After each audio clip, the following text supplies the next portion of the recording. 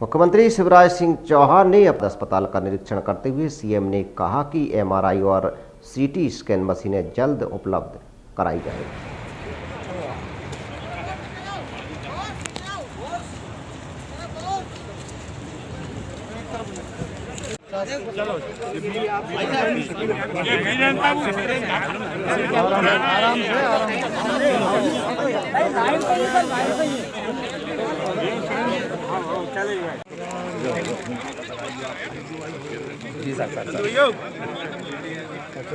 ये नीचे कर लो।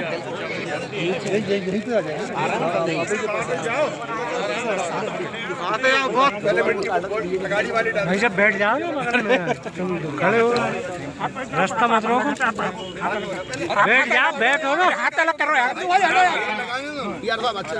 अरे आप ये चिंटू भाई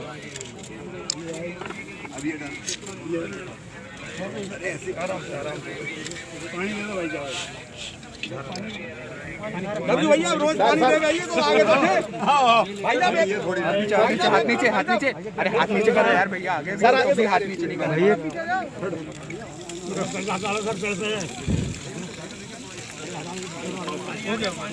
एक मिनट हाथ लगा लो सर, थोड़ा सा। थैंक यू भैया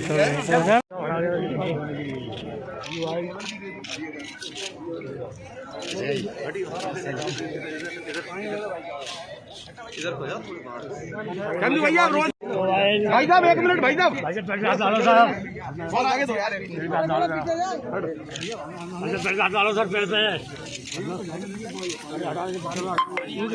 भाई साहब एक मिनट हाथ लगा लो।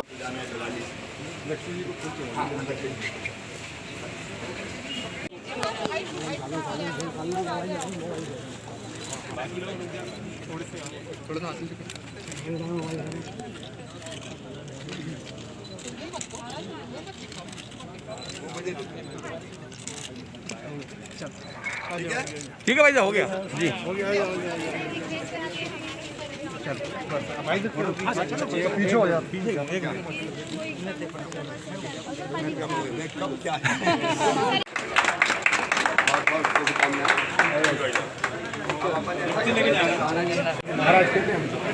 गाँव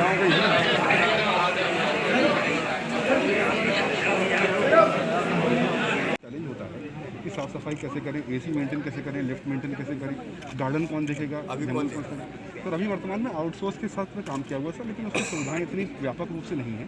साथ साथ में सर जो अकाउंटेंट्स और जो क्लास सी के सर ऐसा मामला है जो कि जिसके पद स्वीकृत नहीं है लेकिन जो आउटसोर्स में स्वीकृत है, उनके लिए भी सर हम लोगों को टेंडर करने की आवश्यकता है सर। तो उसके लिए एक आदर्श फैसिलिटी मैनेजमेंट टेंडर बनाया जा रहा है सर।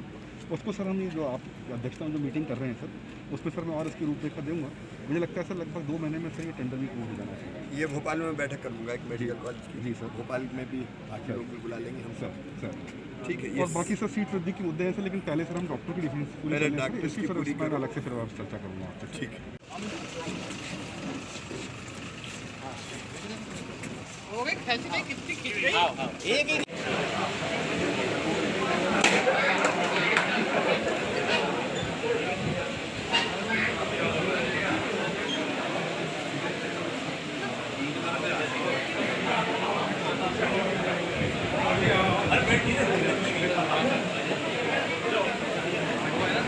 मेरा ड्रीम प्रोजेक्ट था, और आगे बढ़ाओ ना। ये विदिशा को बहुत बड़ी सौगात है, जिले को और आसपास के जिलों को बहुत बड़ी सौगात है। बीच में चूंकि सरकार नहीं रही थी, तब अपेक्षित गति से काम नहीं हुआ, और बाद में कोविड के संकट के दौरान कोविड के अलावा बाकी व्यवस्थाएं हम कर नहीं सके थे। अब हमारा लक्ष्य है विदिशा मेडिकल कॉलेज में संपूर्ण सुविधाएं उपलब्ध कराना। जैसे यहाँ अभी एमआरआई की मशीन नहीं है, लेकिन वो लगभग 2 महीने में आ जाएगी। सीटी स्कैन भी आ रही है, रास्ते में है। 1 महीने में सीटी स्कैन मशीन भी यहाँ लग जाएगी। 2-4 दिन इधर उधर हो सकते हैं। इसके साथ कुछ फैकल्टीज, अभी 73 फैकल्टीज यहाँ पे हैं 132 में से, तो उनको भी हमको शुरू करना है। उसके लिए जो आवश्यक भर्तियां हैं वो भी हम करेंगे। ऑपरेशन थिएटर कार्यशील हो गए हैं, लेकिन अभी पूरी क्षमता के साथ काम नहीं कर रहे हैं। हमारा टारगेट है, मैंने आज निर्देश दिए हैं, मेडिकल कॉलेज विदिशा में है तो यहाँ का पेशेंट कोई भी जिले का आसपास का फिर भोपाल जाने की ज़रूरत नहीं पड़नी चाहिए। तो उसके अनुरूप जो आवश्यक व्यवस्थाएं हैं वो बन रही है। आपने देखा कि भव्य इंफ्रास्ट्रक्चर बना है, आधुनिकतम व्यवस्थाएं और सुविधाएं हैं।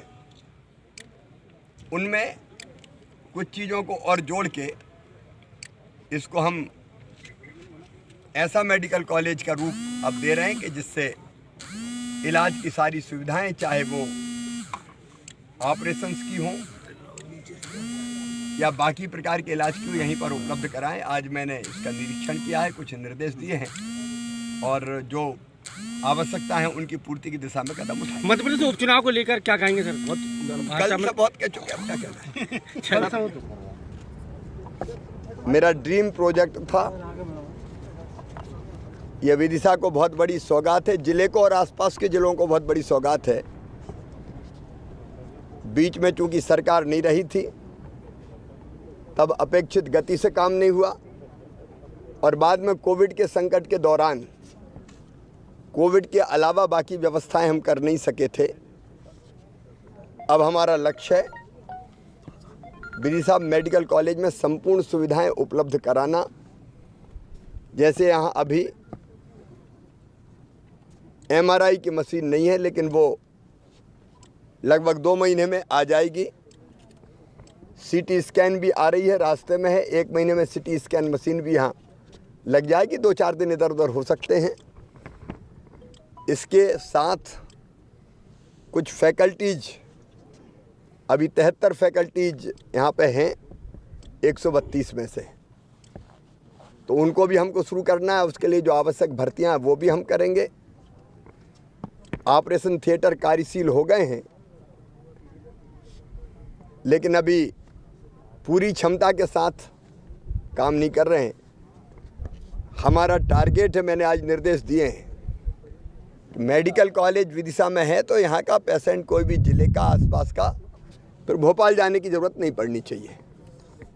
तो उसके अनुरूप जो आवश्यक व्यवस्थाएं हैं वो बन रही है। आपने देखा कि भव्य इंफ्रास्ट्रक्चर बना है, आधुनिकतम व्यवस्थाएं और सुविधाएं हैं। उनमें कुछ चीज़ों को और जोड़ के इसको हम ऐसा मेडिकल कॉलेज का रूप अब दे रहे हैं कि जिससे इलाज की सारी सुविधाएं, चाहे वो ऑपरेशंस की हों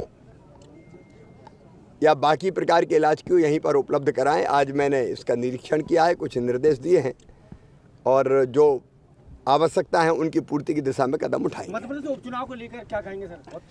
कल से बहुत कह चुके, अब क्या कहना है। प्यार मिला है, विश्वास मिला है। ये विश्वास ना टूटे किसी भी कीमत पे, इसलिए और जिम्मेदारी के साथ। CM साहब की विजिट जो है अचानक ही हुई है और हमने यहाँ पे जो ICU चल रहा था वो दिखाया। बाकी जो है कोविड के लिए हमने जो एक वार्ड बना के ऑलरेडी रखा हुआ है 3 बेड का, वो दिखाया। और इसके अतिरिक्त CM साहब ने कौन कौन सी फैसिलिटी यहाँ पे मिल रही है उसके बारे में जानकारी एकत्रित की। तो जैसा कि उन्होंने कहा कि यहाँ पे CT स्कैन, MRI वो भी शुरू करना है शीघ्र अतिशीघ्र। और साथ ही साथ जो है वो अभी जैसे हम लोगों के यहाँ डिलीवरी नहीं हो रही है, हाँ, जच्चा बच्चा का जो ये रहता है, जो उसमें थोड़ी सी NHM की तरफ से हमको मदद मिलेगी तब हम शुरू कर पाएंगे। तो वो शुरू करने के लिए हमें निर्देश दिए हैं। तो जैसा निशांत बरोड़े सर जो कि कमिश्नर मेडिकल एजुकेशन ने कहा कि 1 महीने के अंदर हमारे यहाँ जो है वो CT स्कैन लग जाएगी और ज़्यादा से ज़्यादा 2 महीने के अंदर जो है MRI हमारे यहाँ लग जाएगी और ये सुविधा हम उपलब्ध करवा देंगे। और CM साहब के स्पष्ट निर्देश थे कि यहाँ से पेशेंटों को रिफ़र भोपाल ना भेजा जाए। जितने भी पेशेंट हैं उनका ट्रीटमेंट यहाँ पे अच्छे से किया जाए और भेजने की व्यवस्था जो है प्रथा को समाप्त किया। तो हमने इसको एग्री कर लिया है। हम पेशेंट जो सुविधा जैसे कि है, हमारे पास में अभी न्यूरो सर्जन नहीं है तो न्यूरोलॉजी वाले, कार्डियक सर्जन नहीं है तो कार्डियोलॉजी वाले, ये पेशेंट हम जरूर रेफ़र करेंगे। बाकी जो साधारण पेशेंट और जो दूसरे पेशेंट रहते हैं जो जनरल मेडिसिन और जनरल सर्जरी में आते हैं उनको हम बिल्कुल भी रेफ़र नहीं करेंगे। वो हम सब यहीं पर ट्रीट करते हैं और कर भी रहे हैं, हम रेफ़र नहीं करते हैं। सिर्फ जो सुविधाएं हमारे पास उपलब्ध नहीं, उन्हीं पेशेंट को हम